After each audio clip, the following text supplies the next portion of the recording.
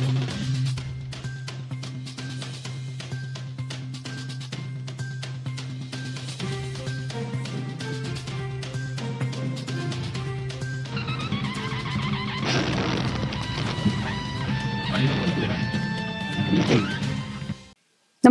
आपण पाहता Hirkani news. Hirkani news प्रत्येक क्षण ताज्या घडामोडी आणि महत्त्वाच्या प्रत्येक बातमीसाठी नेहमी तत्पर. सेवानिवृत्त शिक्षकाची 5.6 कोटींची फसवणूक, हॉस्पिटल उभारणीचे लाटले कर्ज, ठार मारण्याचीही दिली धमकी, तिघांना अटक. रुग्णालयाचे आधुनिकीकरण आणि अत्याधुनिक यंत्रसामुग्री खरेदी करण्यासाठी लागणाऱ्या 20 कोटी रुपयांपेक्षा 7.5 कोटींचे कर्ज मंजूर करून त्यातील काही रक्कम परस्पर हडप करून 5.6 कोटींची फसवणूक केली आहे. याबाबत विचारणा केली असता जीवे मारण्याची धमकी दिल्याची तक्रार हेरले तालुका हातकणंगले येथील सेवानिवृत्त शिक्षक अण्णासाहेब बापूसाहेब चौगले व 81 यांनी हातकणंगले पोलिसात दिली आहे. याबाबत विचारणा केली असता जीवे मारण्याची धमकी दिल्याची तक्रार हेरले तालुका हातकणंगले येथील सेवानिवृत्त शिक्षक अण्णासाहेब बापूसाहेब चौगले व 81 यांनी हातकणंगले पोलिसात दिली आहे.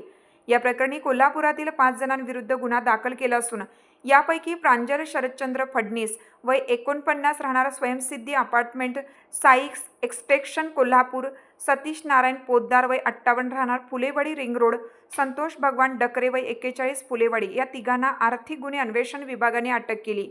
तर शिल्पा सुशांत फडणीस वय 49 राहणार ताराबाई पार्क आणि छबुबाई पिलाजी कुंजीर राहणार कोल्हापूर हे पसार झाले आहेत. अटक केलेल्यांना न्यायालयाने 13 जूनपर्यंत पोलीस कोठडी सुनावली. पोलिसांनी दिलेली माहिती अशी की फिर्यादी चौगले यांनी त्यांच्या हॉस्पिटलची नव्या जागेत उभारणी करण्याचे निश्चित केलं होतं. कॅन्सर रुग्णांकरिता अत्याधुनिक मशिनरींसह मल्टीस्पेशालिटी हॉस्पिटल व रिसर्च सेंटर उभारण्यात येणार होते. यासाठी 20 कोटींची रक्कम कर्ज स्वरूपात उभारण्याकरिता त्यांचा मुलगा डॉक्टर संतोष चौगले हे कोल्हापूर येथील वैभव पंडित यांच्या संपर्कात आले. त्यांनी जुलै 2021 मध्ये सनदी लेखापाल सुशांत फडणीस यांची भेट घडवली.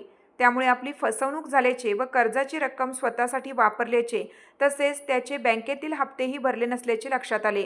त्यामुळे आपली 5,72,26,908 इतक्या रकमेची फसवणूक केल्याची तक्रार त्यांनी दाखल केली.